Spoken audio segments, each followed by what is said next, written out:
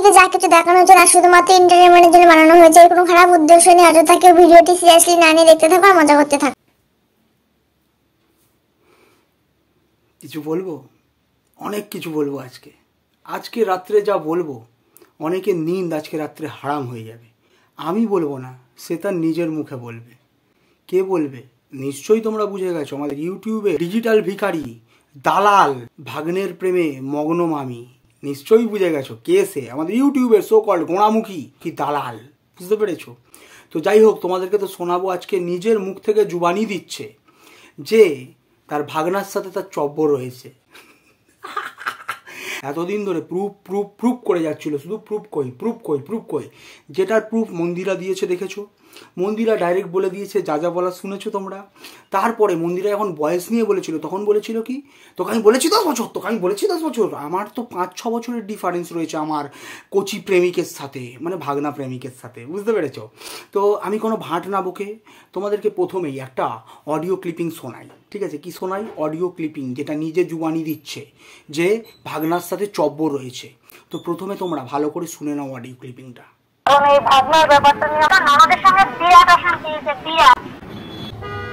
কি আর বলি, একটা বড় কন্ট্রাক্টর এখন পরে নিয়েছো। প্রথমেই কি শোনা গেল যে আমার ননদের সাথে অশান্তি হচ্ছে এই ভাগনার বিষয়টা নিয়ে। ননদ জেনে গেছে ব্যাপারটা, ননদ অবধি পৌঁছে গেছে ব্যাপারটা, কারণ শ্বশুর শাশুড়ি থাকতো ওপরে। কতদিন তাদের দৃষ্টিগোচরে এরম ধরনের নোংরা কাজকর্ম হবে ঘরের মধ্যে। প্রতিদিন দুপুরবেলা নিয়ে এসে দুপুর ভাগনাকে ঘরে ঢুকিয়ে ঘর বন্ধ করে দিয়ে মদ্যপ অবস্থায় প্রতিদিন দুপুরবেলা, মানে প্রতিদিন না, মাঝে মাঝেই আসতো। ঠিক আছে? তো দুপুরবেলায় ওই যখন যেরকম ওই আমাকে একবার বলেছিল হ্যালো, ওই যখন বিগাড় ওঠে। বুঝতে পেরেছো? তো ঠিক সেই সময় ভাগনাকে ঘরে ঢুকিয়ে ভাগনা নিয়ে আসতো ক্যান। বুঝতে পেরেছো? ক্যান। তো সেই ক্যান ভাগনা আর নিজে খেয়ে মদ্যপ অবস্থাতে মাতলামি করতে করতে যা হয় আর কি, ভাগলে মামি মোয়ে করতো। বুঝতে পেরেছো? তো যার কারণে শ্বশুর শাশুড়ি জানার পরে এই জিনিসগুলোকে ননদের কাছে জানাতে বাধ্য হয়।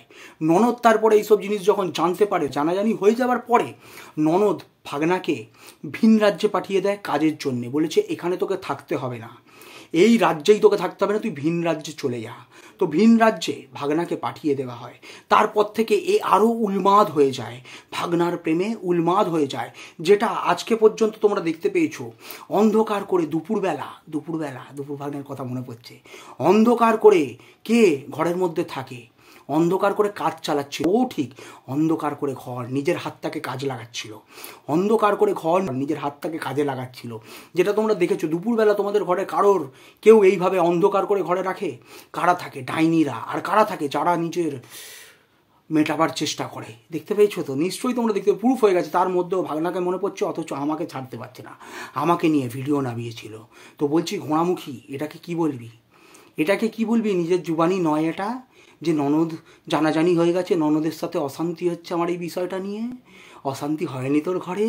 তো শুধু কি এটা ইউটিউবেই চলছে? শুধু কি এটা আমিই বলেছি? ননদও বলছে যে তোর সাথে কি চব্য চলছে।